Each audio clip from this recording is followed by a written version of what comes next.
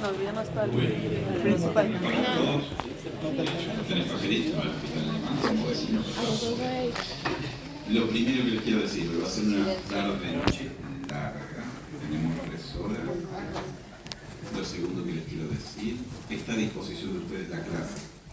Concéntrense en lo que digo, no tomen apuntes porque después la clase entera. Sí, son muchas diapos, mucha info. Vayamos a lo puntual porque si a ustedes va a aburrir 3 horas, imagínense a mí. 3 horas tratando de hablar de esto que es una batería de temas terribles. ¿Sí? Así que bueno, gracias a los organizadores como siempre y como es alumno me gusta venir de vez en cuando. Después me dediqué a la gastroenterología y ahora más, pero me gusta venir a charlar un rato con ustedes. Y siempre mi enfoque es desde lo gastro, pero apuntando al médico de medicina interna. ¿Sí? Los lugares que necesitan ustedes el refuerzo y por ahí la mirada del especialista. Así que vamos a, les digo, es un tour por un montón de temas que vamos a tratar de ver. Sí. Bueno, básicamente vamos a arrancar con lo que son estudios endoscópicos. Y lo que nosotros tenemos que saber es que en los últimos años, la última década, nosotros hemos ganado un montón de avances desde lo que es NDI, que para nosotros es tinción electrónica, ¿sí? Magnificación, nosotros podemos ver en HD, en Full HD y vemos mucho mejor las lesiones. Y eso nos hizo que bajaran los costos y que los podamos tener en mayores centros y ver cada vez disminuir la mortalidad porque llegamos a estudios de mejor calidad. Para que tengan un ejemplo, les voy a poner, ahí está el mapa. Ustedes tienen el color rosado, ¿sí? Ahí puedo ver mejor ahí. En color rosado lo que van a ver principalmente es la mucosa como sería el aspecto normal, o sea, luz blanca, lo que ven ustedes si entraran con un endoscopio de cualquier tipo de calidad. Y en el otro, la otra es una cromoendoscopía, es una tinción electrónica que les permite ver un poco más en profundidad. Pero no solo así llegamos a la cromoendoscopía porque hemos ganado avances en todo lo que la mayoría conoce como ecoendoscopía, o sea, les pedimos prestados a los ecografistas un ecógrafo, se lo instalamos a un endoscopio y podemos tener imágenes como las que ven allá. ¿Sí? Como lo que ven ahí, que estamos viendo una imagen quística en páncreas y la ecoendoscopía que nos permite definir qué es y a través de eso hacer una punción biopsia. Como regla y como margen, dato así al pie, ya que la mayoría va a pedir a veces alguno de estos procedimientos si no tienen gastroenterólogo a mano, cada vez que ustedes pidan una ecoendoscopía porque tienen una lesión en la vía biliar o tienen una lesión en el páncreas y la quieran biopsiar, tienen que hacer como el par radiológico, es ecoendoscopía más punción biopsia. ¿Sí? Si no, los financiadores le van a dar solamente la ecoendoscopía si no le ponen la punción biopsia. Y va a llegar al centro y se lo van a devolver con la ecoendoscopía, bien gracias, y la biopsia no va a estar. ¿Sí? Así que hagan lo tipo par radiológico y se aseguran tener la muestra en su paciente. Vamos con algunas verdades de perogrullo que ya las conocemos muchas, pero repasemos un poco, ya que hay que dar endoscopía diagnóstica y algunas cosas para esto. Y en algunas partes me voy a puntuar un poco más y ahí sí les profundizo y en las que no salimos porque la mayoría las hemos conocido durante nuestra especialidad. ¿Qué vamos a tener que ver cuando le pedimos a nosotros, a nuestro paciente, ¿sí? Una endoscopía? Principalmente que tenga dispepsia, si tiene dolor, malestar, ¿sí? En la parte superior del abdomen, que no calma durante los últimos 2 meses, ustedes ya lo pudieron tratar. Generalmente el paciente que tiene la epigastralgia, esa persistente, que come, afloja y se hace persistente después de 3-4 semanas. La persistente en que aparece en un aumento súbito, bien subsifoidea, ¿sí? De los vómitos en forma cíclica o persistentes, la pirosis y la regurgitación. Pero tenemos que tener siempre claro que nosotros podemos esperar una endoscopía salvo que tenga las banderas rojas o los signos de alarma que tienen a continuación. Si el paciente tiene disfagia u odinofagia, si el paciente tiene pérdida de peso inexplicable, si tiene anemia por deficiencia de hierro sin una causa aparente, si tiene una hemorragia digestiva alta con hematopesis o melena o una oculta y si tiene vómitos persistentes. Y acá me quiero detener en algo. Si el paciente tiene disfagia, estudiémoslo lo más rápido posible. ¿Sí? Si su paciente tiene disfagia y comienza a perder peso, ¿tienen idea cuánto es el peso permitido antes de que tengan una intervención de soporte nutricional que puede perder el paciente?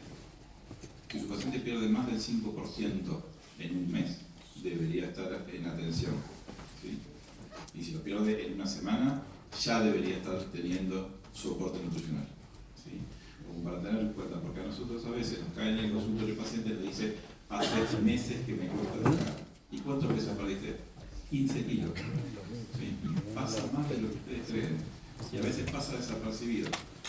Y si nosotros podemos hacer una unión desde medicina interna y gastroenterología de esos pacientes, detectarlo de forma temprana, nos vamos a ahorrar muchos dolores de cabeza. Dentro de las enfermedades que nosotros podemos ver, principalmente vamos a ver lo que es enfermedad por reflujo. ¿Y qué es esa enfermedad por reflujo? Esa es esa manifestación, pirosis o síntomas que persisten, a los que uno les pone IVP y persisten, y les sube la dosis de IVP porque le puso 8 semanas de un omeprazol, porque dijo, bueno, a ver, es lo que más barato tengo, lo que más accesibilidad tiene el paciente, le pongo omeprazol. A las 8 semanas viene y me dice, no ando, le aumenté la dosis y aparte la asocié a famotilina. ¿Sí? Y ese paciente muchas veces puede tener síntomas o alguna complicación como una esofagitis erosiva o una esterosis péptica si yo lo dejo mucho en el tiempo a libre demanda. Después, nosotros lo que vamos a tener que identificar principalmente son las causas de las esofagitis, que ahora vamos a charlar en un ratito, y el principal tema de si es por reflujo, si es infecciosa, si es eosinofílica o inducida por fármacos. Después tenemos un capítulo aparte para mirar Barrett. Cualquier cosa ha sido más rápido, pero la idea es dejarles esto y charlar conceptos groseros que les puedan servir en la práctica diaria. Otra de las cosas que nosotros podemos hacer con la endoscopía, podemos hacer diagnóstico, porque podemos tomar biopsia y podemos hacer identificación de lesiones, úlceras, tumores, como dice ahí, gástricos, esofágicos, las estenosis, podemos ver varices gástricas o varices esofágicas, todo esto lo conocemos, podemos hacer biopsias tempranas para el Helicobacter, podemos ver patrones anormales. Nosotros, cuando hacemos como veían al principio, luz blanca, nosotros podemos ver, por ejemplo, en el estómago zonas pálidas, y el endoscopista va y le toma la biopsia ahí, y puede ver o una displasia o una metaplasia intestinal completa o incompleta, ¿sí? O puede ver atrofia gástrica. Entonces, la importancia de buenos equipos, buenos endoscopistas y saber qué es lo que vamos a ir a buscar está garantizada en los procedimientos. También pueden ser evaluaciones postquirúrgicas en pacientes con gastrectomías, ¿sí? Que hayan hecho manga, que hayan hecho bypass. En este punto me paro un segundo. Levante la mano los que sepan, primero, cuál de las cirugías bariátricas les da más reflujo a los pacientes. ¿Quién dice manga? Levante tranquilo, bueno, no hay examen. ¿Quién piensa que la manga, por sobre el bypass, tiene más reflujo? Una tímida por allá, otra señora tímida por acá. ¿Alguien más? ¿Alguien más que ve? No se ofenda. ¿Quién dice que tiene el bypass más reflujo que la manga? 2 tímidos por acá, un par de tímidos por allá, un par de tímidos por allá. Bueno, acá fueron menos tímidos, eso está bueno. ¿Saben qué? La variante anatómica que yo le provoco con el bypass gástrico le reduce la zona de alta presión y tiene menos reflujo los pacientes. La manga es pro reflujo y a las mangas hay que convertirlas porque tienen pacientes con reflujo. Otra cosa que nosotros podemos tratar son las ingestiones de cáustico. Las ingestiones de cáustico, así como las vieron tóxicos hace un par de años, son graves y la mayoría de las veces pueden producir un daño no mediato. ¿Sí? A ver, el que se tomó el cáustico, sí, la lavandina le produce mucha fibrosis, pero el que se tomó el desengrasante de la cocina, por ejemplo, y se tomó 1 litro, ese no le va a ir. Se va a tener licuefacción, el esófago va a estar bastante roto, si es que se salva. Pero el resto de la lavandina y otro tipo de fármacos van a generar mucha estenosis, y eso es lo que vamos a ir reviendo siempre con las endoscopías. Enfermedad celíaca, ¿sí? Ahora, vamos, así les hago un ping-pong porque estas son las cosas que me gusta que se lleven. La enfermedad celíaca, ¿ustedes dónde piensan que van a encontrarla? ¿En el duodeno solo? ¿En la segunda duodenal? O sea, ustedes piden a un paciente, bueno, tengo un paciente con una anemia, ¿sí? Una anemia ferropénica que no responde, o que tiene una diarrea que no responde. A un paciente con constipación y que tiene anemia, ¿ustedes le pueden llegar a pedir una enfermedad celíaca, anticuerpos para la enfermedad celíaca en una veda? ¿Sí? Bien, recuerden que la constipación también puede estar asociada a la enfermedad celíaca junto con la anemia. Le piden solo endoscopía con biopsia de bulbo duodenales, segunda, de la rodilla. Si el endoscopista está besado, le va a biopsiar todo lo que pueda según el tiempo que tenga. Muchas veces se ven en la rodilla duodenal también. ¿Sí? Pueden tener parches aislados de enfermedad celíaca, que también les complican la existencia de la misma manera, y si está muy apurado el endoscopista, cuando pega la maniobra para pasar a segunda, no lo ve. Para los usos terapéuticos son otros de los usos que nosotros ya conocemos, para lo que es enfermedad la hemorragia digestiva alta no varicial. Eso van a tener en clase la próxima semana con el doctor Fuster, así que ahí no me voy a detener, pero básicamente vemos las úlceras, vemos los desgarros, vemos las angiodisplasias, las podemos tratar por métodos combinados, podemos publicarlas con argón, como saben las plantas las podemos ligar, ¿sí? Le podemos poner epinefrina, le podemos poner un clip, podemos hacer un montón de procedimientos para todo esto. Recuerden que hay varices gástricas y esofágicas. Como decía, podemos hacer resecciones, polipectomías, extracción de pólipos, podemos hacer resecciones submucosas, o sea, nosotros podemos infiltrar la base de un pólipo, una lesión, y ir levantándola y cortándola muy despacito y dejar la submucosa expuesta, y el paciente tiene una buena sobrevida. Es más, acabo de llamar a un paciente que tengo haciendo una piaximetría, y el paciente tenía una lesión que le hicieron sobre el esófago, le hicieron una mucosectomía a un adenocarcinoma antes que hacerle una esofarectomía. El paciente lleva 3 años impecable con los controles. Extracción de cuerpos extraños, principalmente, ¿en qué lo vamos a ver? En niños. Ah, ok, no hace ninguno hace geriatría, ninguno se comió los dientes postizos, ¿verdad? Todos tienen pacientes de 20, 30, 40 años, ninguno tiene el abuelito que viene al quirófano hacia los dientes están en el esófago. Ah, qué bueno. Quiero ir a trabajar con ustedes, ¿eh? Ojo, fíjense, prótesis chiquitas, de por ahí, dependiendo, las prótesis más viejas, a veces que llevan 2 o 3 dientes puestos en algún lado o algún puente, que no se vayan, no mandan a los pacientes con los dientes al quirófano por la duda, o que se lo hayan tragado en casa.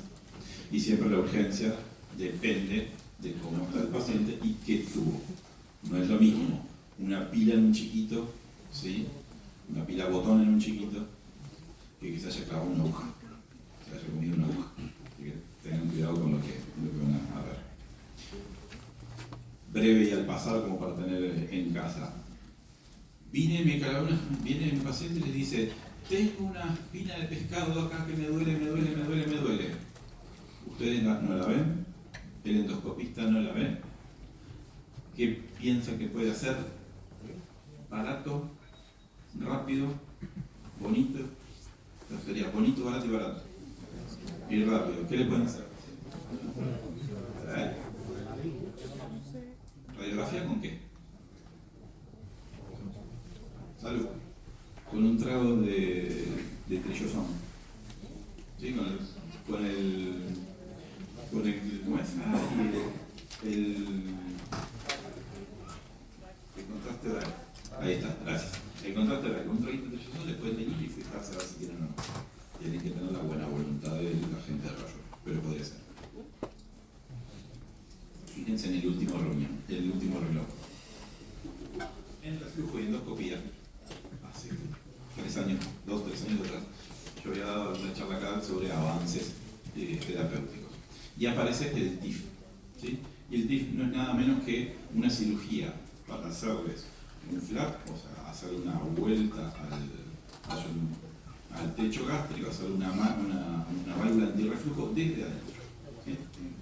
No sé si conocen las suturas mecánicas, es lo mismo, poner una sutura mecánica así, en pala, tipo a 90 grados, baja un poquito el esófago y lo va clipando alrededor para hacer un refuerzo. Obviamente todavía no estamos acá en condiciones de hacerlo por costo, ¿sí? Hay que entrenar a la gente, pero se podría hacer. Y el tratamiento ablativo, eso después les dejo alguna imagen para que vean, también se puede llegar a hacer. Vuelto ahí ya más derecho hacia las enfermedades del esófago, sabemos que la causa es para el reflujo principalmente, es el contenido gástrico ácido. ¿Qué no les suena acá? Contenido gástrico ácido. O sea, si yo les pongo contenido biliar, ¿no les puede generar esofagitis? el reflujo, por eso Sergio, el reflujo gástrico, principalmente ácido, es lo que nos va a dar inflamación, es lo que vamos a ver la mayoría de los pacientes que tienen pirosis, que tienen úlceras. Esta es nuestra vieja y querida clasificación de Los Ángeles, ¿sí? A, B, C, D, depende de cuánto ocupemos de la circunferencia con las lesiones, ¿sí? Hoy por hoy ya está consensuado que cuando uno encuentra una esofagitis B, el paciente tiene reflujo, ¿sí? Ya se lo considera como paciente con reflujo, independientemente que después le querramos hacer toda la batería de estudios, manometría, pechimetría, pero a ese paciente ya sabemos que tiene reflujo. Después busquemos por qué. ¿Qué le podemos hacer a nuestro paciente? De entrada y en el consultorio. Modifiquemos el estilo de vida, ¿sí? No es lo mismo un paciente con 1,85 que pesa 75 kilos que yo con 1,75 peso 100 kilos. A mí me mandan adelgazada, el otro pobre flaco. Bueno, vemos que come muchas hojaduras, ¿sí? Tenemos que ver qué es lo que come y qué es lo que tienen que hacer. Tratamiento. Inhibidores de bomba de protones. ¿Cuánto le ponen a los inhibidores de bomba de protones? ¿Quién dice un ciclo corto de 4 semanas?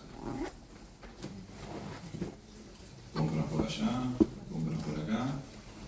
Hay más manos comprando. Esto está bueno, están comprando mucho acá. ¿Quién dice 8 semanas? Vamos, que el fondo ahí levantó el fondo, ¿no? Venían bajitos, ahí empezaron a levantar el fondo. Para el screening de reflujo dice 8 semanas, entre 6 y 8 semanas es lo que uno debería dejarlo. Si pese a eso uno mantiene al paciente con reflujo, lo que le puede decir es, mira, veamos bien, te adaptaste, no te adaptaste, tuviste escapes. Si uno considera que está bien, lo puede llevar a hacer otros estudios para ver bien el tiempo. La idea principal es mantener al paciente con la dosis más baja que toleré. Y la segunda idea, que esta es más de una organización que yo pertenezco, que es el Club del Estómago, y nosotros abogamos por algo: uso racional de IVP.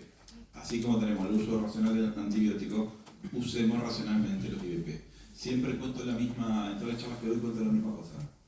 Evitemos la polifarmacia en el anciano. Evitemos la polifarmacia del IVP. Porque el traumatólogo lo vio hace 5 años y le puso por un esguince de rodilla al viejito. Le dijo, le voy a dar diclofenac, le voy a dar Pridinol y le voy a dar omeprazol. Y arrancó. Y después fue el cardiólogo, y yo le sumo aspirina y ezetimibe con la atorvastatina. Y sigue con el IVP. Y el otro, no sé, le puso clopi. Primero, si le pone clopi con el omeprazol estamos al horno. ¿Sí? Acuérdense de las interacciones del omeprazol, que es uno de los que más interacciones. Pero evitemos esa polifarmacia pobre para los pacientes, que no está buena. Si tienen mucho tiempo de IVP, 1, suspendamos en forma gradual. 2, estudiémoslo porque sigue sintomático. Dentro de las esofagitis, esta es una que a mí me divierte mucho, que es la esofagitis eosinofílica, ¿sí? Estos son pacientes que en principio son atópicos y que hacen disfagia. Y muchas veces hacen impactación. Entonces es el paciente que dice, ¿cómo me atraganto? No le encontramos nada por ahí en una endoscopía, o le encontramos impactación. Saben que si un paciente se impacta y no se puede sacar la carne, o lo que sea con lo que se impactó, no vamos a ir para atrás si es muy grande el pedazo de carne, vamos a ir para adelante. Lo vamos a llevar al estómago y que siga su ruta. Van a poder aparecer diferentes cosas, ¿sí? Desde la impactación, como les decía, la disfagia. Van a poder ver anillos, tipo de anillos traqueales en el esófago, ¿sí? Lo que se llama traquealización esofágica. Van a poder ver exudados blanquecinos que son eosinófilos invadiendo la mucosa del esófago, ¿sí? Y algunos surcos que van a ver. Básicamente por la histología nos dice, si tiene más de 15 eosinófilos por campo, es positivo, ¿sí? Y acá viene la parte que a mí me gusta y donde siempre discutimos un poco en los congresos. ¿Qué sería la primera línea de tratamiento? IVP.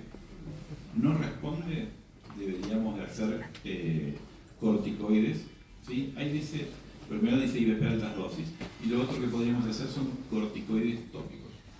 Hoy por hoy, corticoide tópico hay que mandar a fabricarlo a la farmacia galénica, ¿sí? Preparaciones magistrales. Porque lo que se manda a hacer es budesonida viscosa, tiene toda una lista de preparación, me olvidé trárselas para ustedes, pero la idea es que el paciente degluta eso.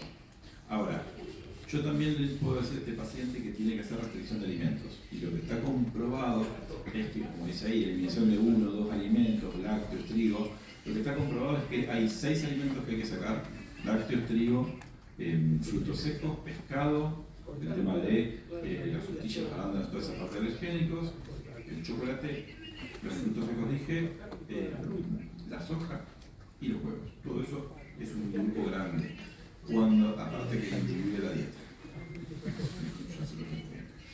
Aparte de eso, las series que están le dan a los chiquitos más chicos que sufren esta patología mejor adaptabilidad, porque yo les retiro más temprano todas esas cosas, más allá de la mejoría, no tienen tanto sabor en la boca, tantos gustos, tantos sabores, y se adaptan mucho más rápido que alguien que ya tiene mucho más años.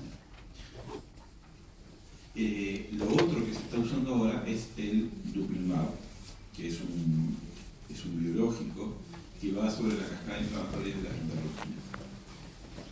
Acá está poco desarrollado y tiene un sesgo, que lo habíamos hablado en el congreso el año pasado, es que cuando uno mira el intervalo de confianza pasa por 1. Con lo cual, sí tiene buenos resultados en algunos pacientes, a mí no me termina de convencer que pase por 1 en seco, pero es una opinión personal. Lo que les decía recién, tienen un esófago traquealizado en esta imagen, ¿sí? ¿Y ahí qué les parece?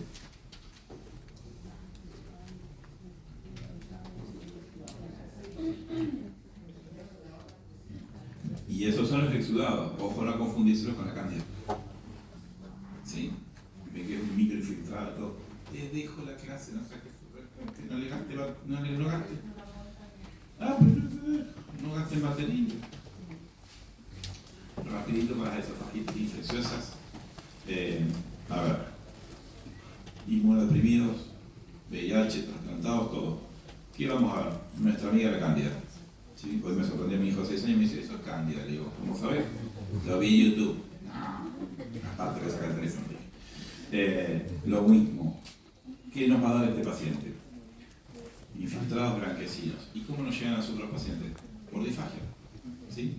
El paciente que nos llega con disfagia principalmente va a tener cándida si yo le veo cándida en el resto de la lengua. ¿Sí? Si yo pienso que está inmunodeprimido. ¿Sí? Yo haría esta asociación. Inmunodeprimido, lo primero que pienso con disfagia es cándida. ¿Sí? Salvo que los CD4 estén menores a 100 y que tenga otras cosas para pensar. Pero si no, yo iría por ese camino. ¿Qué le hacemos? La endoscopía, lo vemos, le tomamos biopsia y lo tratamos. ¿Qué es lo que vamos a ver en la biopsia? La cifra. ¿Sí? ¿Cómo lo vamos a tratar? Con flujo. 100, 200 miligramos es indistinto, 14 a 21 días y debería revertir. Principalmente la disfagia revierte prácticamente los primeros días.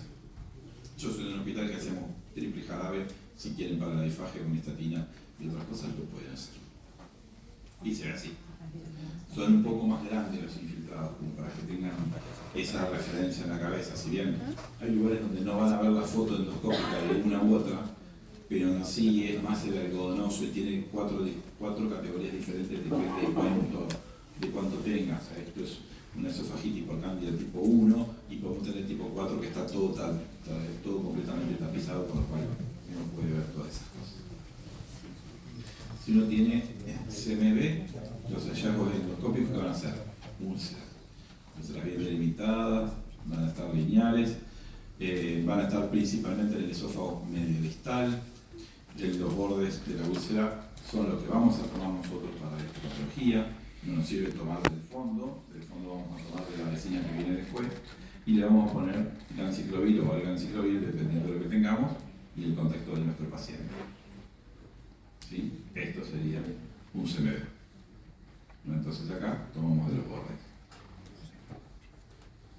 La vecina, que es el herpes, también nos genera úlceras más o menos pequeñas, pero tienen esta distintiva, el efecto volcán. Ahora les puse una foto para que lo vean. Es centro deprimido con bordes elevados. ¿Sí?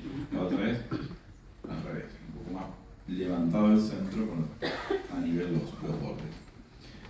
Tenemos que hacer los cultivos virales, ver las PCRs, hacerle los tratamientos con aciclovir, por lo menos 3 veces por semana, 7, 10 días, y esperar a ver cómo evoluciona nuestro paciente. Y acá tienen diferentes imágenes para que vean la cantidad de cosas heterogéneas que les puede pasar viendo un herpes. Todas estas son mismas imágenes de herpes, ¿sí? Tienen múltiples imágenes, desde apenas algún infiltrado chiquito, acá ya lo ven como está más excavado, y esta era la foto del volcán que les busqué porque estaba buena para tener. Después con lo que nosotros nos vamos a encontrar a veces es con el Barrett, ¿sí? Y en principio nosotros lo que tenemos que ver es que es una situación precancerosa, ¿sí? Pero, como toda la vida hay un pero. Viene el paciente llorando y diciéndoles que tiene Barrett, y ustedes le dicen, ¿tenés un cáncer, te vas a morir? No, porque los Barrett, de todos los Barrett hay que ver, ¿tiene displasia o no tiene displasia? Arranquemos por algo. Primer endoscopía en un paciente que tiene una esofagitis, no tiene Barrett, tiene una inflamación. Tienen que ser 2 patólogos diferentes, con meses de tratamiento en el medio, antes de decirle que tiene Barrett, ¿sí? Porque lo que yo voy a buscar para decir que tiene Barrett o no tiene Barrett, lo puedo ver en cualquier otro tipo de inflamaciones severas, ¿sí? Entonces, ¿a quién le vamos a buscar el Barrett? A ese señor o señora que tiene más o menos unos 50, que anduvo mucho tiempo con reflujo, ese reflujo que nunca se trató, que nunca hizo las pautas higiénico-etarias, que se tomaba lo que encontraba por los pasillos, ¿sí? O en la farmacia, o en el kiosco de la esquina, el Lubazal, el Omeprazol. Otra cosa, los omeprazoles ahora son de venta libre, imagínense esto, qué felicidad que nos da a nosotros. Nos vamos a encontrar mucho más de esto, porque tenemos venta libre de personas. En general la gente, principalmente los pacientes masculinos, de raza blanca, con obesidad central, yo me empiezo a mirar la panza yo, que tengan tabaquismo, ¿sí? Pueden tener tabaquismo activo, pueden tener tabaquismo pasado, algunas veces tienen o antecedentes de adenocarcinoma o antecedentes de Barrett, ¿sí? Pueden tener cualquier cosa por en pacientes, porque vamos a hacerle las biopsias sistemáticas, nosotros tenemos ciertos protocolos para hacer las biopsias y todo. Podemos usar ácido acético, si tuviera el doctor Cerisoli diría Menollo, ¿sí? El vinagre Menollo creo que acompañó la mitad de su vida al doctor Cerisoli, y siempre, creo que tiene cada acción, siempre dice el vinagre de Menollo, yo lo partí de él. Y si no, ahora como les decía, con la cromatoscopía y los métodos nuevos lo podemos ver. Les decía lo de que puede dar cualquier cosa. Hace poquito estuve en una charla que presentaba un paciente relativamente joven, de menos de 70, que había tenido un Barrett, y uno lo veía en un Barrett de 5 centímetros, no mucho más que eso, y había hecho una imagen nodular sobre el Barrett, y tuvo que hacerle después una terapia de bandas, porque hizo esa lesión nodular, se terminó siendo un adenocarcinoma, y se hizo una mucosectomía vía bandas, se levantó la lesión, se sacó, y ahora después les cuento con qué se quemó. Debemos detectar a los pacientes siempre, y nosotros deberíamos de tener un buen régimen, un buen registro y un buen régimen de seguimiento. Entonces, para los pacientes tenemos que detectar si tienen displasia o tienen neoplasia temprana. Tenemos que ver si tienen sin displasia, le hacemos cada 3 a 5 años las endoscopías. Si los segmentos son cortos, los podemos usar en segmentos cortos cada 5 años y en segmentos largos cada 3, ¿sí? Lo de los segmentos es la cantidad de centímetros que se extiende por sobre la unión gastroesofágica. O sea, ustedes pueden tener lengüetas de 10 centímetros. Miren después una regla, piensen que el esófago en promedio, dependiendo si ustedes miden unos 70 más o menos, debe andar ahí entre 25 y 26 centímetros. Imagínense una lengüeta de 10 centímetros. Es bastante. Pueden tener lengüetas parcheadas, uno lo que tiene que ver es la displasia o no la displasia, y en función de eso hace las endoscopías. Displasia bajo grado. Acá es donde yo les digo, tiene que estar confirmada por 2 patólogos, ¿sí? Porque es un paciente que le van a sumar un montón de angustia, que va a haber que seguirlo de cerca, y por ahí, si tengo un patólogo solo en un esófago inflamado, me da de más. ¿Qué es lo que tenemos que hacer? Si la displasia es de bajo grado, intentar erradicarla. Tenemos que vigilar que no progrese, y si es la displasia de alto grado, lo mismo, los patólogos, hacer erradicación, pero les muestro con qué, y si no es posible, hay que hacer vigilancia cada 3 meses. Podemos hacer las resecciones de las lesiones visibles, los úlceros, las úlceras por el nódulo, como les decía este paciente. Si le hacen la endoscopía, se le encuentra un nódulo, si ustedes lo piensan entrando con el endoscopio, la unión está hacia donde están ustedes, acá al lado tenía un nódulo que apenas se veía, ¿sí? Un nódulo de 5 milímetros. Se clipó, se rompió y se sacó. Y ese paciente después se le hizo terapia ablativa. Ahora les muestro, no tengo idea, les muestro una imagen de que es la terapia ablativa por radiofrecuencia o la crioterapia. Esas son unas charlas del doctor Celisoli, de mi jefe, que se encarga especialmente de eso, que es congelar directamente sobre la lesión y que se descame. Pero lo que es ablación está haciendo lo siguiente, miren. Ahí está. Ustedes acá tienen un Barrett. Fíjense, este fondo que ven acá es la unión. Supongamos que este Barrett tenga unos 6-7 centímetros. Miren las lesiones cuando las magnifican como quedan. Y uno tiene que hacerle terapia ablativa, ¿sí? La terapia ablativa es la radiofrecuencia, que no es ni más ni menos que tener un catéter, una sonda, que se puede inflar y que tiene X cantidad de centímetros, como entre 4 y 5 centímetros, de lo que son paneles donde pasa la radiofrecuencia, ¿sí? No es la radiofrecuencia que usamos para la casa, está directamente para quemar, y lo que hace es generar una lesión térmica, que lo ven acá abajo. Este es otro paciente, tiene todo este Barrett, ¿sí? Todas estas lengüetas. Esto que ven acá es el balón desinflándose, y acá tienen las rejillas, que son un material que conduce, símil cobre, que lo que van a hacer es inflarse, apoyarse contra las paredes, y una vez que están claras las paredes, se hace una descarga eléctrica. Dependiendo de la cantidad de joules y todo, es la descarga que van a hacer. Desinflan, lo vuelven a inflar, vuelven a quemar, y así de hermoso les queda su esófago después, ¿sí? Con el Barrett erradicado. ¿Qué es lo que tienen que tener en cuenta? Que son para lesiones de menos de 1000 micrones. ¿Sí? No pueden invadir más de 1000 micrones la mucosa de la submucosa. Y con eso les cambia la vida. Eso que ven ahí,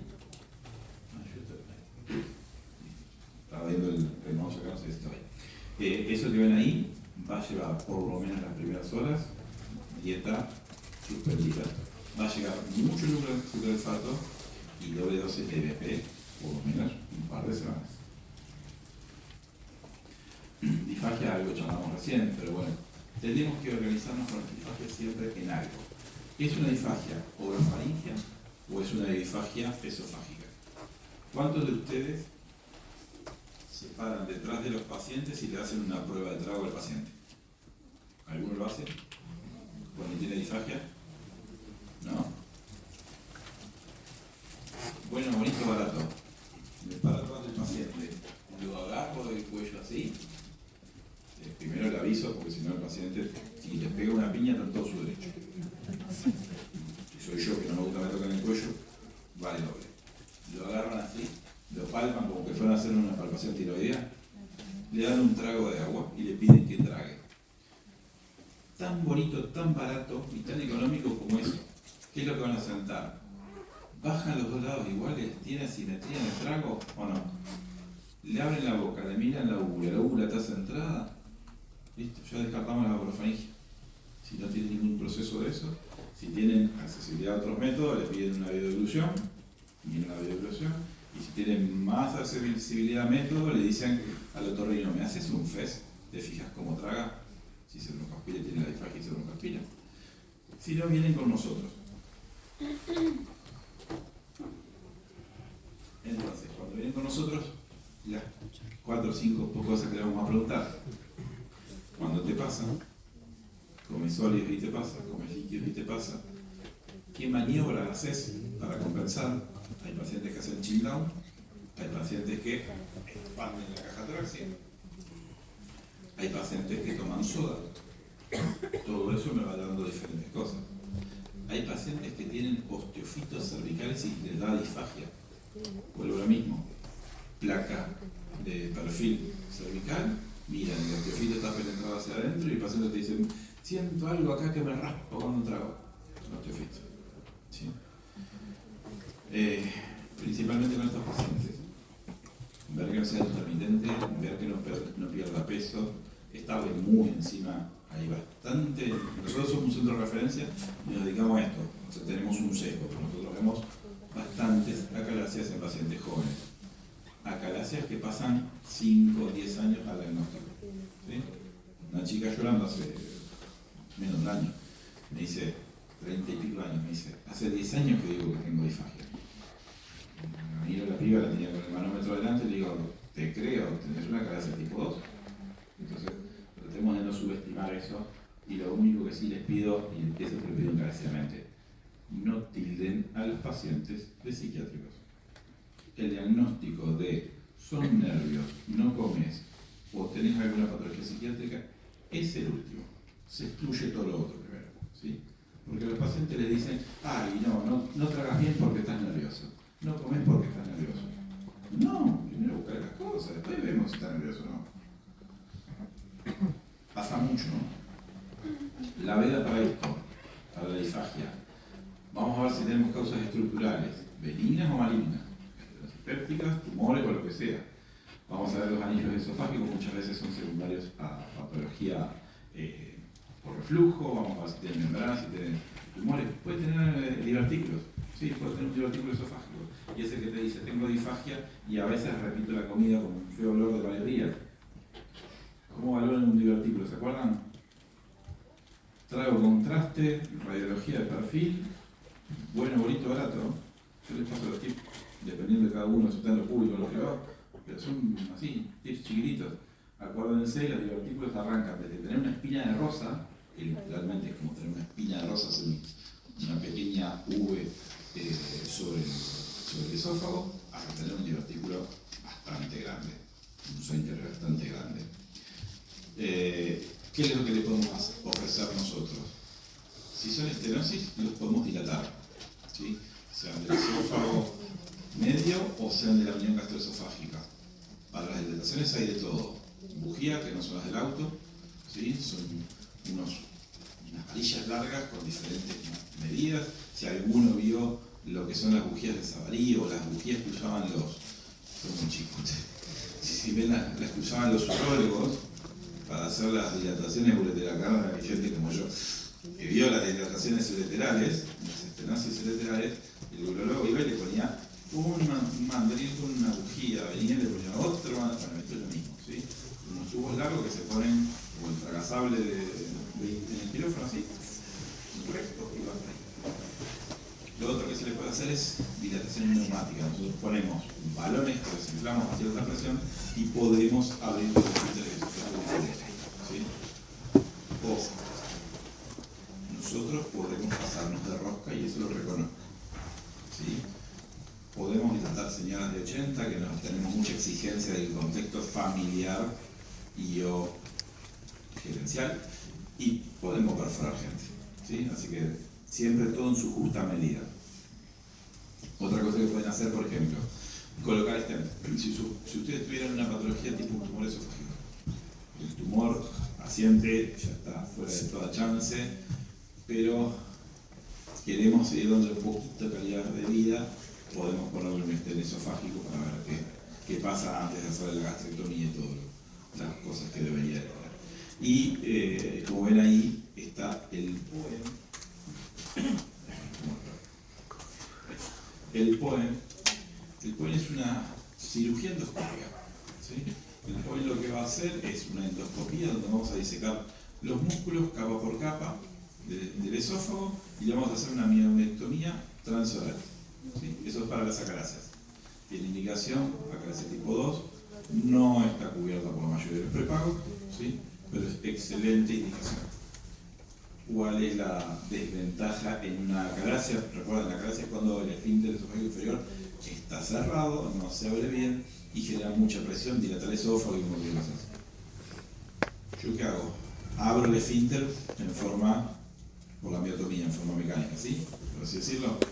Yo dejo un tubo vertical que no tiene válvula.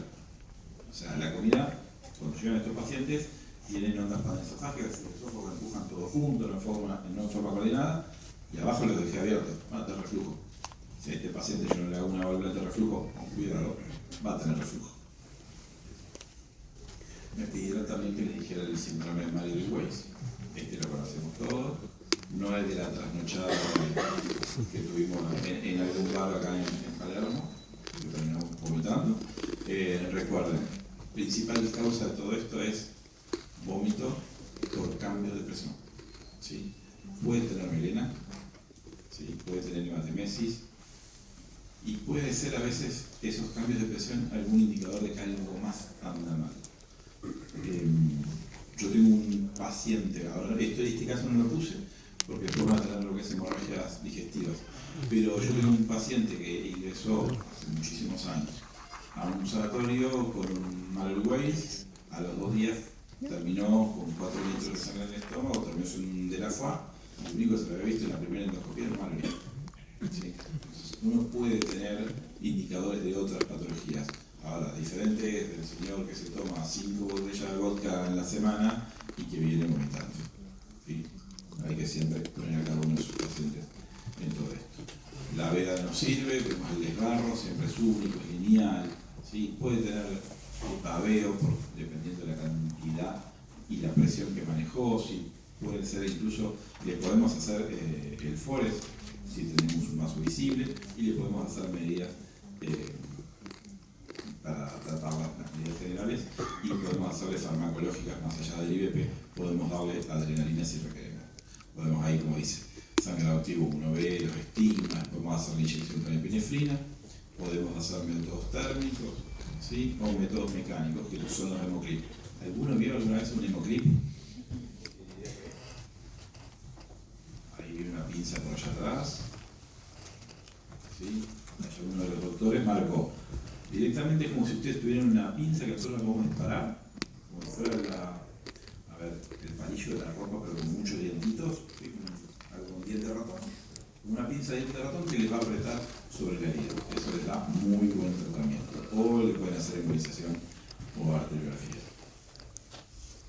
45 minutos pueden parar. Yo estoy abierto a su cerebro si quieren parar 5 minutos que sea para la casa. Sí, valiente, sí. Empezar con agua. Vamos a intentar seguir un poco el camino por el intestino. Me pidieron que hablara un poco de enteroscopía doble balón. ¿Alguno tiene enteroscopía en su centro? Acá, vamos por partes. La enteroscopía doble balón, básico y criollo, es lo que tienen de este lado. ¿Sí? Es un endoscopio más largo, que lo que hace es básicamente arremangar su intestino y traerlo a un punto de anclaje. Uno de los balones ancla. ¿Sí? Propulso endoscopio, inflo balón, me traigo el intestino para acá, miro. Y así lo voy trayendo, como si voy trayendo la cuerda del barco. ¿Sí? Lo voy trayendo, lo anclo, lo voy trayendo y voy mirando. ¿Quién es el mejor amigo o el primer amigo de la enteroscopía doble balón? La cápsula. ¿Yo qué puedo hacer? Yo puedo tener una hemorragia digestiva de origen oscuro. Paciente que tiene anemia, que tiene algo de melena, una alta normal, una baja normal, le puso hierro, se fue a la casa, le hicimos hierro sacarato, así no gastamos y no dice nada al auditor. Le pusimos hierro sacarato, le pusimos después Anemidox, viene a los 10 días, nada, 8 de hemoglobina, sigue sangrando con la melena. Dijeron, bueno, vamos otra vez, alta, baja, nada, el paciente no levanta. ¿Qué es lo que deberíamos hacer? Estudiar una hemorragia de origen oscuro. Ahora vamos a ver endoscopía, pero recuerden que está la cápsula, la biocápsula endoscópica para todo esto, que es esta que tienen por acá. Ahora después hacemos un apartado pequeño en esto. La indicación de la enteroscopía es para la hemorragia digestiva de origen oscuro. ¿Por qué? Porque es lo que yo les digo.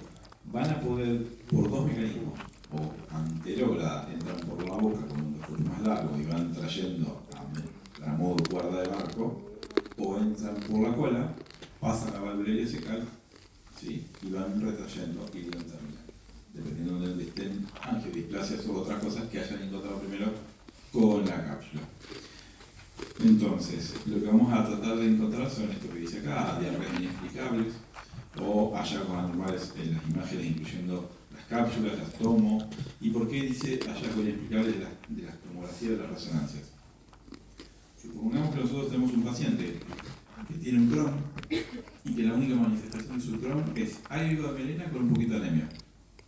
Colon normal, y cuando ustedes lo empiezan a estudiar dicen, che, ¿le hago una tomo? Sí, le hago una tomo y tiene un engrasamiento, no sé, de la válvula ileocecal unos 30 centímetros, 40 centímetros arriba sobre el ilion. La única manera que pueden llegar es hacer una leche. ¿Sí? Entonces, para eso les va a ayudar. ¿Cuál es un gran aliado de la enteroscopía? Doble balón, el argón. ¿Sí? Las angiostasias se las va a quemar el argón. Fíjense, no sé si están familiarizados con cómo es el tema de usar argón, pero básicamente es calentar muchísimo a punto de plasma un gas, que es el argón. O sea, yo necesito un gas y una chispa. Y lo que voy a hacer es cauterizar, voy a cauterizar la zona por quemarla. ¿Sí? Como les decía, con esto podemos hacer lo mismo que en endoscopía. Argón, epinefrina, resecciones, hemoclips. Además, acá tengo una foto de un hemoclip. Acá tengo una resección mucosa. Así les queda el epitelio, ¿no? ¿Sí? Toda la mucosa levantada. Los colores es por las sustancias que se usaron y los tatuajes para poder cortar al paciente. Y el rendimiento diagnóstico, como lo ven ahí, es bastante bueno, anda entre el 60 y pico % para lo que es hemorragia de origen oscuro, para lo que es el dolor abdominal 84, para los hallazgos anormales también 80, y si tienen una sospecha de tumor o lo que sea, van a tener que entrar, ¿sí? Y van a tener que sacarlo de modo endoscópico. La cápsula, que es la que tiene indicaciones parecidas, ¿sí? Anemias, sangrados ocultos, enfermedad de Crohn, pero recuerden algo, la cápsula no hace biopsia. La cápsula lo único que va a hacer es, durante el tiempo que esté haciendo el tránsito, darle fotos. ¿Sí? Se va a dar un video en proyección, ¿sí? De todo el tránsito que está haciendo, el intestino delgado principalmente, porque las cápsulas se activan ese tiempo, se activan el tiempo del intestino delgado. Ojo con algo. Yo hoy les había puesto más atrás la SB3 y fíjense las contraindicaciones que tienen. ¿Sí? La cápsula que vieron al principio, que se llama SB3, es más o menos el estándar. Tenemos que tener ciertos cuidados. Trastornos de la evolución del paciente, nadie va a querer sacar una cápsula de pulmón. Embarazo, hay algunos que creo, pero no vale que tengan el neumonólogo cerca. Obstrucciones o estenosis o fístulas conocidas. Y en el Crohn no se usa la SB3, se usa otra cápsula que si llega a presentar obstrucción se degrada. Yo hasta ahora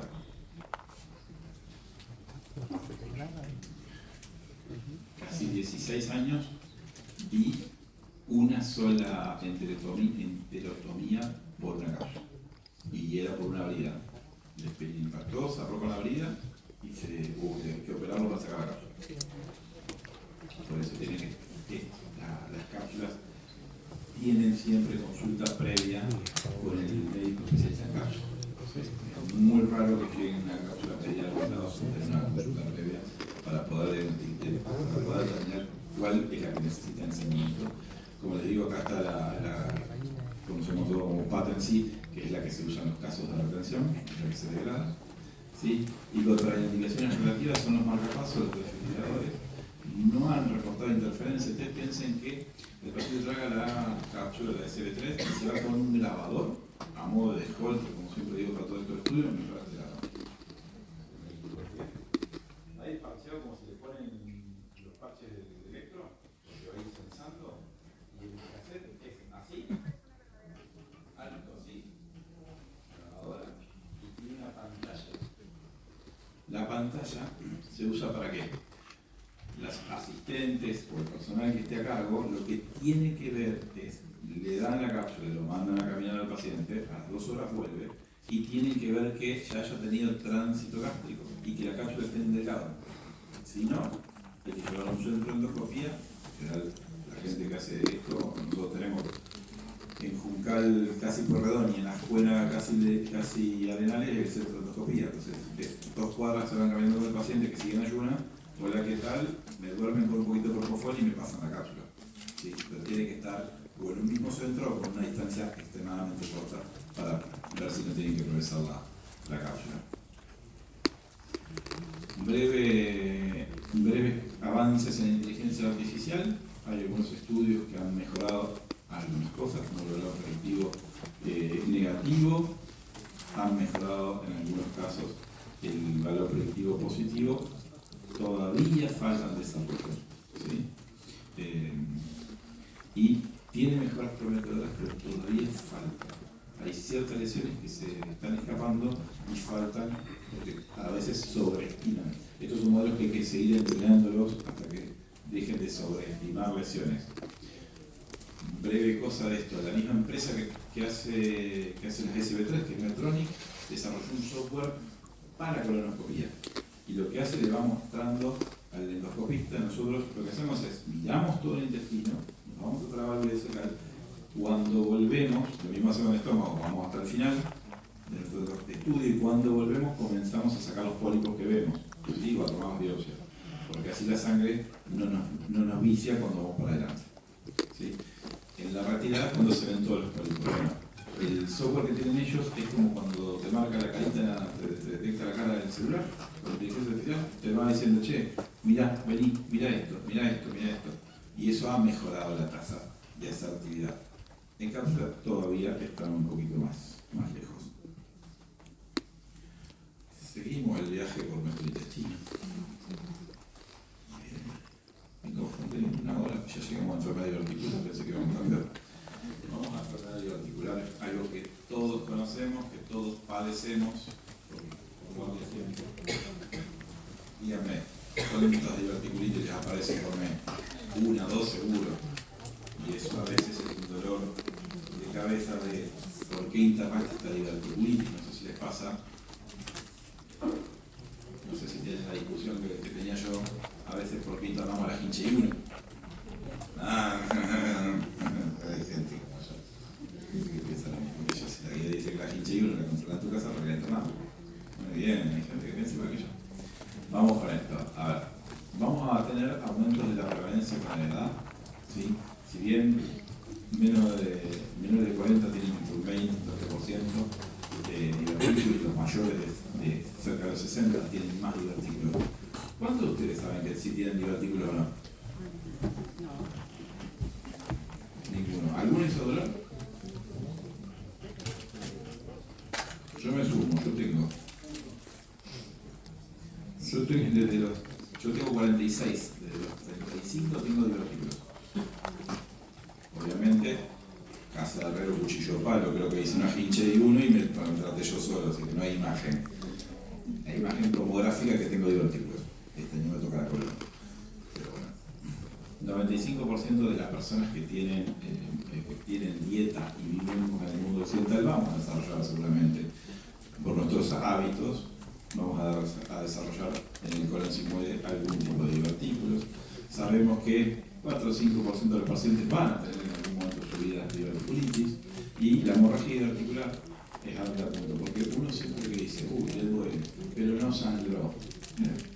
Hasta el 15%, no es que el 100% de nuestros pacientes van a sangrar porque tengan diverticulitis. Recuerden que el proceso son las lesiones de las mucosas, entonces voy a plantearlo así participativo. ¿Quiénes piensan que solo le va a pasar a los constipados la diverticulitis? Perdón, la diverticulitis no, la enfermedad diverticular.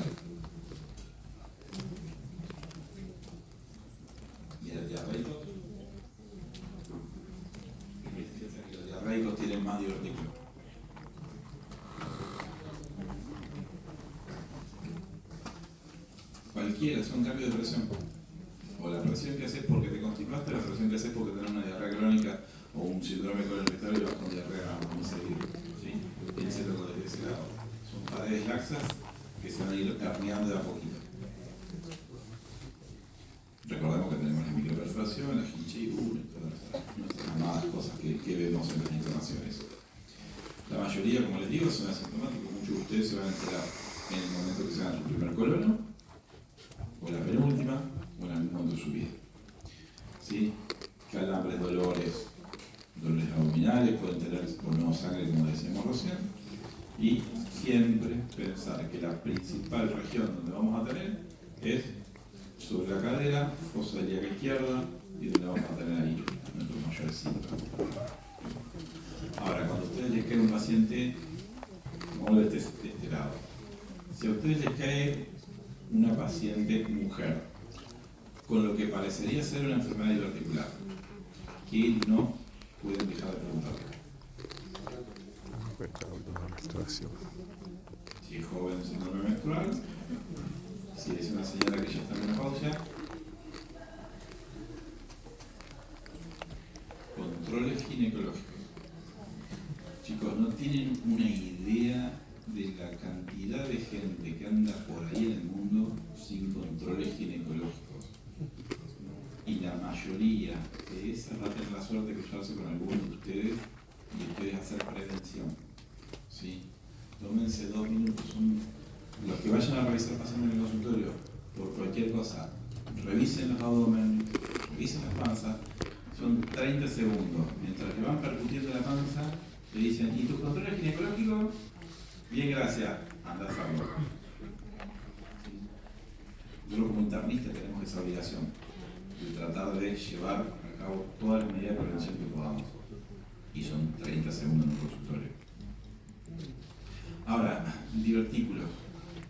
¿Solo colónicos? ¿Podemos tener divertículos en otros lados?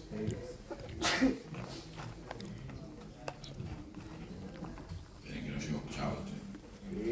Sí, uno, sí, ya está medio dormida, pero sí. Escúchenme, pueden tener divertículos y divertículos grandes en duodeno.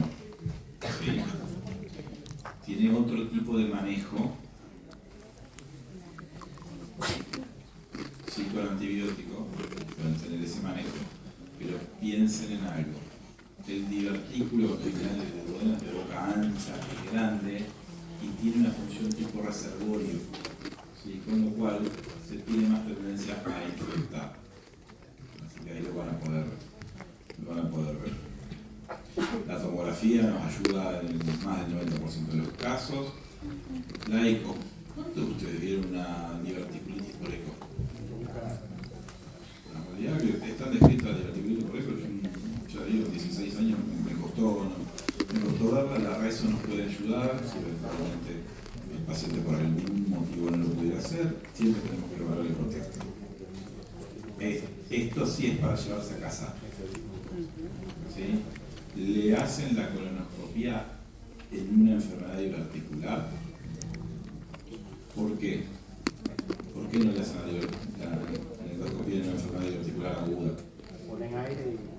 Exacto, lo vamos a perforar más. ¿Sí? Entonces, evitemos la perforación de los pacientes al cohete, evitemos los juicios de mala praxis al cohete por hacer mal las cosas cuando no están indicadas. Siempre. ¿Sí? Piensen ustedes, le ponen aire en una manera controlada. ¿Sí? Pero el paciente ya está con dolor y ya probablemente perforado. No se ganen un problema. Sí, lo que pueden hacer es eso, hacerle un control entre 6 a 8 semanas después. ¿Sí? Y además, yo ya hasta soy un poquito más lento y hasta 3 meses capaz que se lo hago, no se lo hago tan rápido. ¿Sí? Si lo tengo controlado en el consultorio. Hincha. Dolor de cabeza de todos nosotros en toda la guardia que viene con un accidente superior y te dice, es una hincha y una A, una B, pará, negro, tengo 16 ingresos, bastante me di cuenta que era una diverticulitis, ¿sí? Entonces, básicamente tenemos la descripción original de hinche, ¿sí? Los 4 estadios, lo peor que puede pasar es una peritonitis. ¿Alguno vio en este último tiempo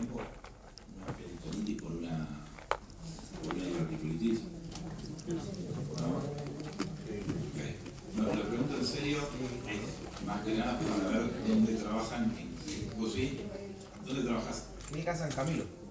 ¿San Camilo? Sí. Mirá. Y escúchame, ¿y había llegado muy pasado el paciente? No tenía, o sea, tenía bajo umbral de dolor, socioeconómico bajo para... No, pues la mayoría, como son pacientes de prepaga, llegan rápido a la consulta, a la guardia. Por eso, pero digo, para una peritonitis así bien perforado, una peritonitis tipo 4 cuadrantes estaba. Y bueno, se pasó al quirófano, la verdad. Claro, sí, por eso. Pero es lo más raro, o sea, hoy el paciente está dotado de muchas más cosas. En general, esperas que te pase esto en el hospital del tercer cordón y ya cayéndote casi del mapa. Pero bueno, ojo y tengan cuidado sobre esas cosas. Y después hubo modificaciones basadas en la tomografía. Discusiones varias que siempre tenemos por esta parte. ¿Qué le vamos a recomendar a nuestro paciente? ¿Qué es lo que necesitamos cambiarle de la fisiopatología al paciente que ya tiene enfermedad vestibular? La presión, no la presión arterial, la presión que maneja su ampolla rectal y en su intestino. Se la vamos a manejar a través de la dieta. Si es constipado, metámosle fibra. Y si tiene un síndrome de intestino diarreico, al revés, restringámosle un poquito y pongámosle un poquito más seco. Porque si tiene una diarrea expresiva que va 3 veces por día al baño, se sienta y es una explosión, la presión que está manejando es muchísima. ¿Sí? Entonces, pongámosle sí, dieta, fibras, todo, pero siempre adecuado al paciente que tenemos. Ojo con eso. Mantener un peso relativamente normal, la realidad que la normalidad no existe, mantengamos dentro de las guías. Realizar actividad física, ¿sí? El tema del cigarrillo hay que sacarlo de la vida, básicamente, no es porque tenga diverticulitis, hay que hacer campaña porque la gente deje de fumar, paréntesis, y de vapear. No nos quedemos solo en el pucho, nos quedemos en todo lo que entra del pulmón.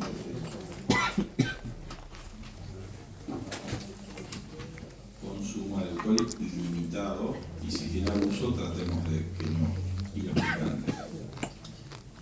Con los años uno se pone más viejo y más negociador. Uno trata de, la guía es algo cuadrado y yo no puedo entrar a mi paciente que es un círculo en un cuadrado, así que trato de amoldar las cosas. No vayan a tirarle la guía por la cabeza del paciente y tratar de que haga las cosas. Traten de negociar. Listo. Tomás vino. Listo. Bájame la cantidad. No te tomes 3 botellas por semana. Negociamos 1,5. Fumás. Fumá la mitad. ¿Comés picante? Bueno, trata de no comer picante porque la vas a pasar mal. Pero negocien con los pacientes, ¿sí? El paciente que se pierde es ese que uno va y le pone todas las restricciones. Y no es lo importante que se pierda a nosotros para el tema de nosotros, cobrar la consulta, lo que sea. Se pierde en el sistema de salud. Y cuando se pierde el paciente en el sistema de salud, llega destruido. Los costos se disparan y los pacientes les va mal. ¿Sí? Tengan siempre en cuenta eso. Un ratito de empatía nos puede pasar cualquier cosa, nos puede ir mal, lo que sea. Respiramos hondo, 5 minutos de empatía y van a ver que mejoramos mucho. Manejo ambulatorio y no ambulatorio. Discusión que siempre he tenido con los cirujanos. ¿Por qué nos internamos a la pinche y uno? Si les podemos dar antibióticos, como dice la guía, controlarlo cada 48 horas. Empiezan siempre. El paciente es añoso, es frágil, tiene esto, tiene comorbilidades. Están avalados, ¿sí? No están con la leucocitosis severa, no está el paciente.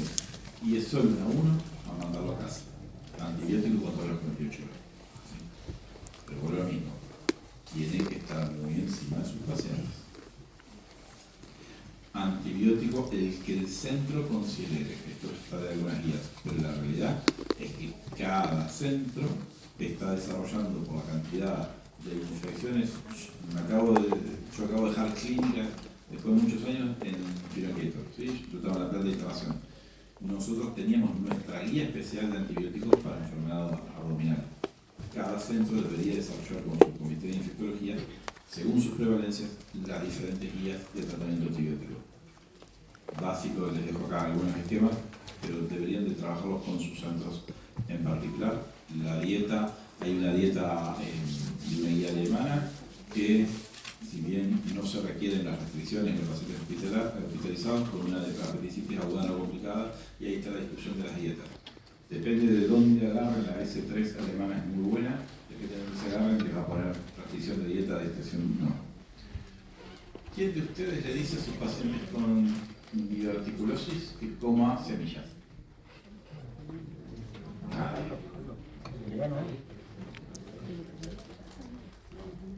¿Quién de ustedes le dice no abuses de las semillas?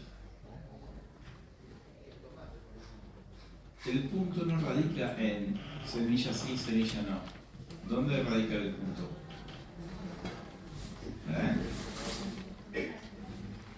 En la boca del divertículo.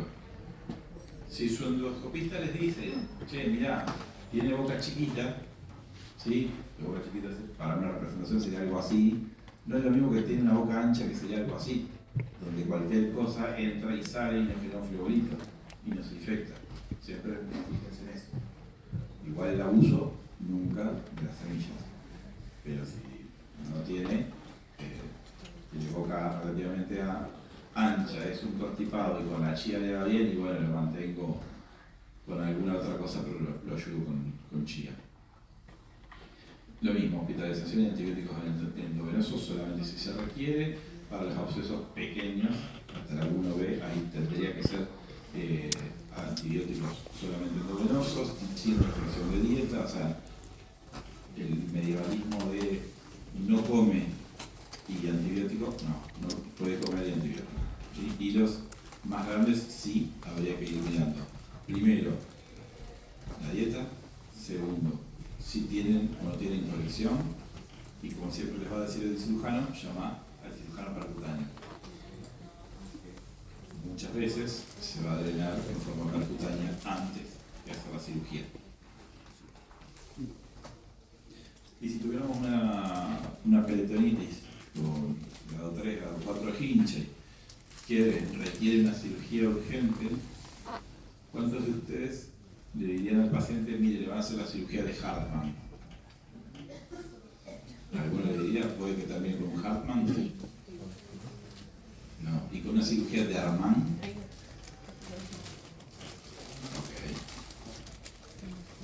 Mi última rotación de clínica, yo soy algo autorreferencial, a veces no me juego bien por la edad, pero soy de la gente que quería ser gastro y que dijo, por lo pronto no voy a ver nunca, porque no somos cirujanos. Entonces me fui a rotar al Morenino Ladondo, donde casi me cortan la lengua por decir cirugía Hartmann, porque es el señor Armand, que es francés. ¿Sí? O sea que no existe más el Hartmann, porque no es inglés. Es Henri Albert Armand.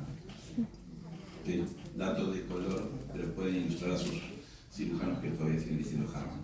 ¿Sí?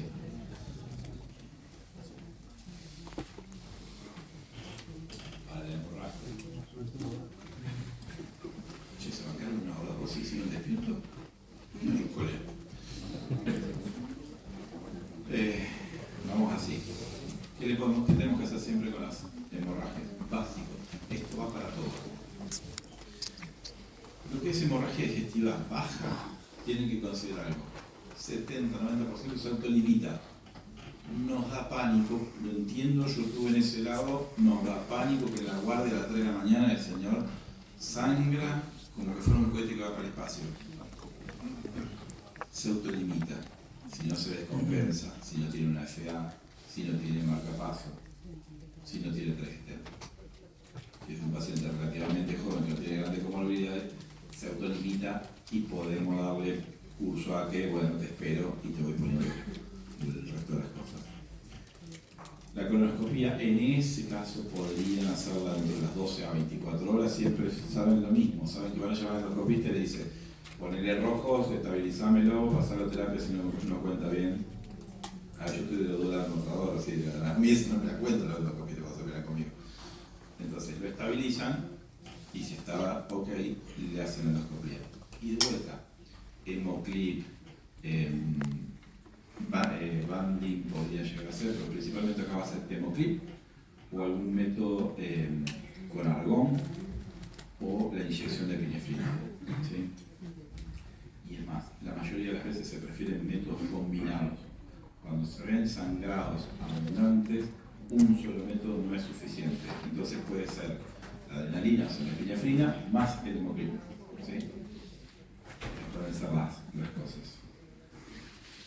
En mi experiencia, la ligadura con bandas para divertículos no hay. Está en la guía, por favor.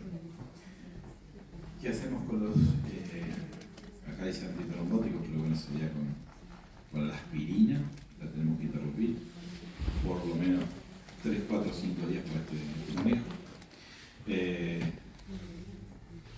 El clopi deberíamos de verlo siempre lo mismo, riesgo-beneficio del paciente que tienen adelante.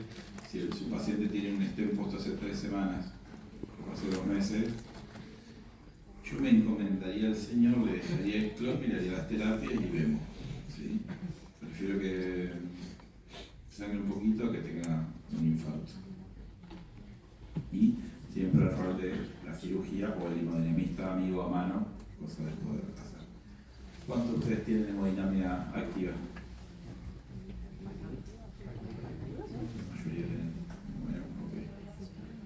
Siempre que tengan algún sangrado digestivo y que vean que el paciente se puede llegar a complicar, si tienen en su centro de cirujano en la guardia, hablen con el cirujano.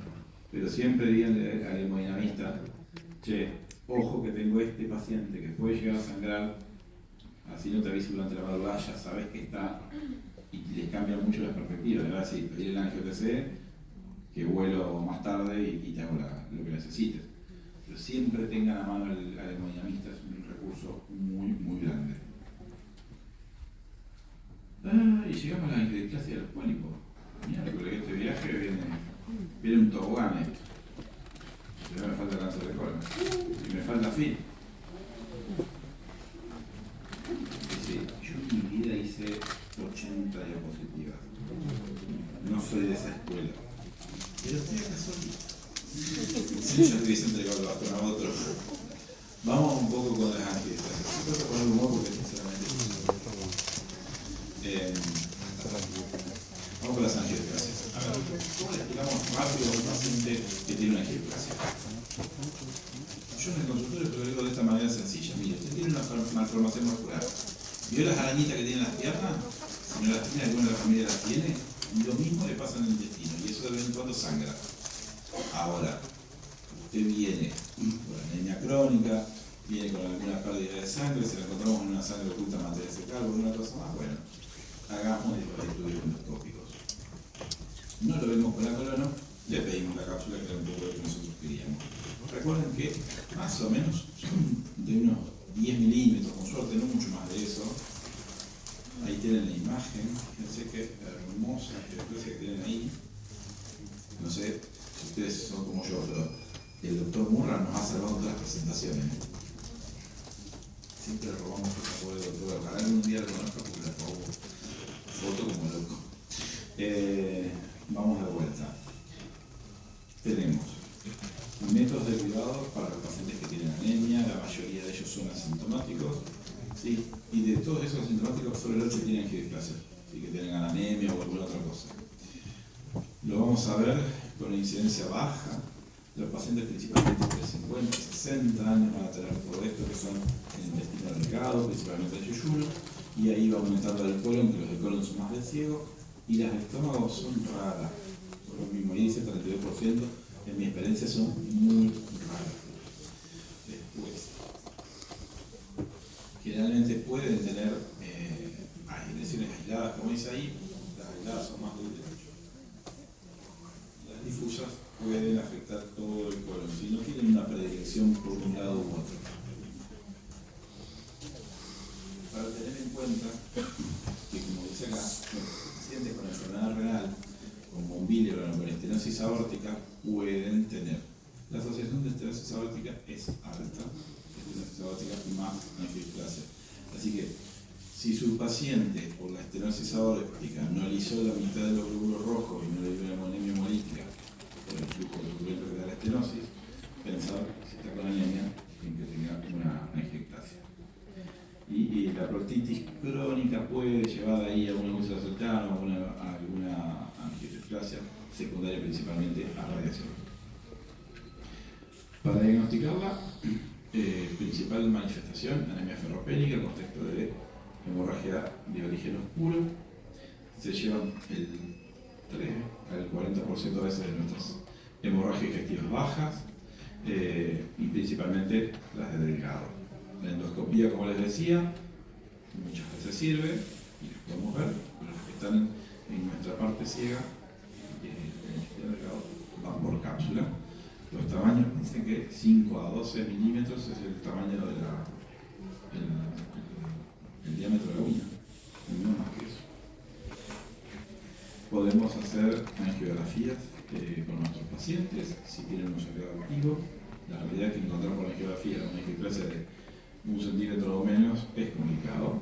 Pueden hacer los radionucleóticos que ya conocemos, hacer glóbulos rojos marcados, y la cápsula para que nos diga bien dónde, y la enteroscopia doble valor. Cuando tenemos una angiodisplasia, ¿qué es lo que vamos a hacer? Esta es la pausa dramática porque ya no tenía más saliva. Vamos a hacer argón. Básicamente no tenemos mucho más para hacer, si no tenemos más para ofrecerle. Hay que cauterizar y hay que quemar. ¿Sí? Entonces, se ponen la foto de hoy, ponemos el endoscopio, sea doble balón si es que estamos en alguna parte del delgado, o sea a través de una veda o a través de un colono. Ponemos la sondita con argón y tiramos el gas, hacemos una chispa, eso se prende durante menos de un segundo, el argón quema y ya está. Además pueden sentir, si ponen la mano hace y ya está, arriba de la panza. Básicamente le estamos tratando de hacer. Y si no pueden usar sondas bipolares, tampoco usuarios se prefiere argón para todo esto. ¿Podrían usar algún esclerosante? La realidad es que sí, el tema es tenerlo. Acá la accesibilidad del método es más para poner argón. Esclerosante, ¿saben dónde pueden verlo? Quizá lo trabajan con Mauricio, pero contienen varices. ¿Sí? Las varices, las GOP, las varices gástricas, muchas veces se les pone algún esclerosante. Hemostasia por clip endoscópico, la realidad que un hemoclip algo de 10 milímetros está medio complicado, salvo que esté sangrando. Ablación por radiofrecuencia es otra opción. El problema son las distancias.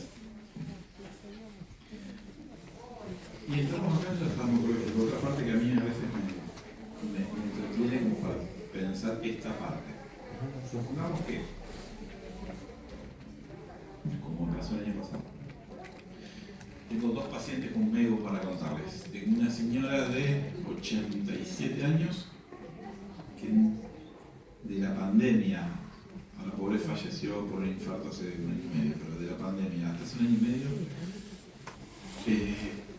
como digo yo, iba al sanatorio y cargaba B-Power porque se ponía 2 a 3 unidades de rojos por internación y hacía 4 o 5 por año. Porque tenía unas angioclasias que habíamos encontrado en algún momento y no había caso, se las trataron y volvía y recaía. Supongamos y hagamos exclusión de otro tipo de diagnósticos, así como una displasia o un síndrome de freno medular o cualquier otra cosa. Ustedes podrían ponerle porfiotie o ranitidina, ¿sí? Principalmente en dosis, la talidomida de la literatura dice hasta 200 miligramos día, lo tolerable de 100. De 100 para arriba ya no lo tolera el paciente, empieza con mucho malestar, y lo otro que puede tener son parestesias y lesiones distales a nivel nervioso. Entonces uno tiene que tener ese principal cuidado. El octreotide se lo tiene que autoinfundir o se infunda a otros, se tiene que estar pinchando todos los días, lo cual en una señora grande es complicado. Con ella opté por usar talidomida, 100 miligramos por día, y la mejora que tuve fue un tiempo de aproximadamente noviembre a febrero, con una caída progresiva, no dejó de caer, caída progresiva pero mucho más lenta de lo que era habitualmente, porque cada 2 meses se inflamaba, y ahí yo lo di un run de unos 3-4 meses, donde tuve 8 gramos de hemoglobina en la última internación, partiendo de 13 más o menos. O sea, no le cambió mucho el pronóstico, pero vuelvo a lo mismo. Una señora grande con un montón de comorbilidades. Y la otra es una chica que terminó ahora con el tratamiento hace poco, una chica de 50 años, que si vuelve a recaer, se va a ir con anestesia del consultorio. Porque también tuvo 2 o 3 internaciones y más. Hizo una APC, hizo un argón, por una enteroscopía retrógrada, se fue y volvió anémica, le hicimos una cápsula nueva, tenía anterograda, así que se terminó comiendo una nueva APC anterior. La angiografía y la embolización, bueno, lo mismo, depende todo siempre, como en sangrados, en la cantidad de sangre que pasa por mililitro por minuto para poder encontrarla. ¿Quieren paramos 10 minutos? Gracias. Denme 10 minutos para que vengan.